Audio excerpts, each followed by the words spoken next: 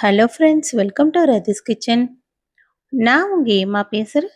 இன்றைக்கி நம்ம சேனலில் அதிகம் புரோட்டீன் நிறைந்த சப்பாத்தி எப்படி செய்கிறது தான் பார்க்க போகிறோம்.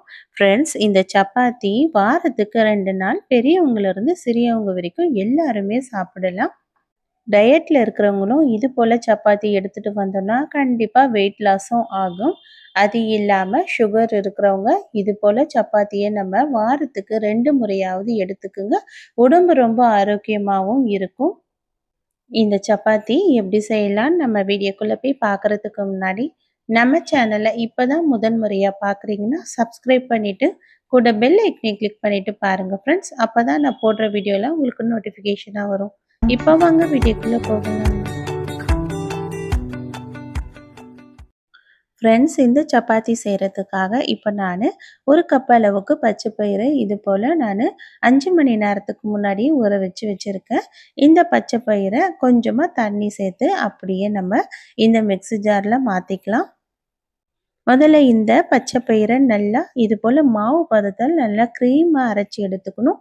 பச்சை பயிறு எதுவுமே தெரியக்கூடாது. அந்த அளவுக்கு நல்லா நைஸாக அரைச்சி எடுத்துக்கணும். அது அப்படியே இருக்கட்டும். அடுத்ததாக ஒரு பாத்திரத்தில் 2 கப் அளவுக்கு கோதுமை மாவு சேர்த்துக்கலாம். இது கூடவே தேவையான அளவுக்கு உப்பு சேர்த்துக்கலாம். உப்பு சேர்த்துட்டு இப்போ நம்ம அரைச்சி வச்சுருந்தோம்ல இந்த பச்சை பயிறு, அதை எடுத்து அப்படியே இதில் சேர்த்துக்கலாம். இது போல் சேர்த்துட்டு இதில் இருக்கிற ஈரப்பதத்தோடவே நல்லா இதை பிணைஞ்சு விடணும்.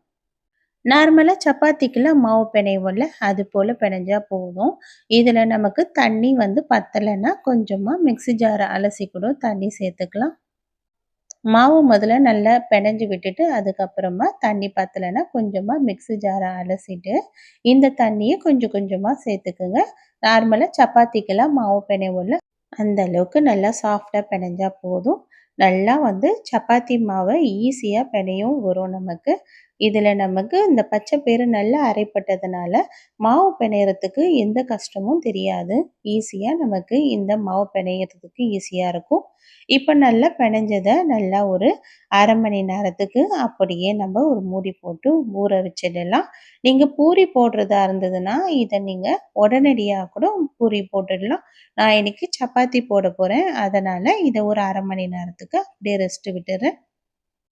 நல்லா ஒரு அரை மணி நேரம் ஆனதுக்கு அப்புறமா இந்த மாவை நம்ம சப்பாத்திக்கு எந்த அளவுக்கு எடுப்போமோ அந்த சைஸில் எடுத்து உருண்டையை இது போல் மாவில் ப்ரெஸ் பண்ணி நார்மலாக சப்பாத்தி திரட்டுவோம்ல, அது போல் திரட்டிக்குங்க. உங்களுக்கு மெலிசாவோ திக்காவோ எப்படி சப்பாத்தி தேவையோ அது போல் நீங்கள் சப்பாத்தி திரட்டிக்குங்க. சப்பாத்தி திரட்டவும் எவ்வளோ ஈஸியாக வருதில்ல.